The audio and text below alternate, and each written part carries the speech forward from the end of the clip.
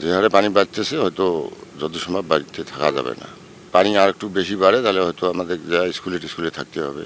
এখন মনে পানি বাড়িবে না যে খেত খেতা নষ্ট হয়ে যাবে, আবাদ কৃষি সব শেষ হয়ে যাবে না যে ঝিঙ্গে পটল সাতপুতি সব নষ্ট হয়ে যাবে না যে পানি বাড়িবে যে তল বাড়ছে সব ক্ষতি হয়ে যাবে না যে আর ভাগনি আছে বাড়ি ভাই ভাগনি আছে ভাগনি দিয়ে আবাদ পটল বাড়ি ভাঙবে না যে ভাড়ি পায় কেন পানি বাড়লে আরও ক্ষতি হয়ে যায় মানুষের। এখন আমাদের বাড়ি তো নদীর পাড়ে, এখন নদীর পানি টানি তো বলতেছে, এখন হয়তো যদি পানি আর একটু বেশি বাড়ে তাহলে হয়তো আমাদের যা স্কুলে থাকতে হবে, হয়তো বাসে ঘুরে টুরে পার হয়ে আসতে হবে। লোকে টোকে তো আমাদের ব্যবস্থাও নেই। এখন যে হারে পানি বাড়তেছে হয়তো যত সময় বাড়িতে থাকা যাবে না।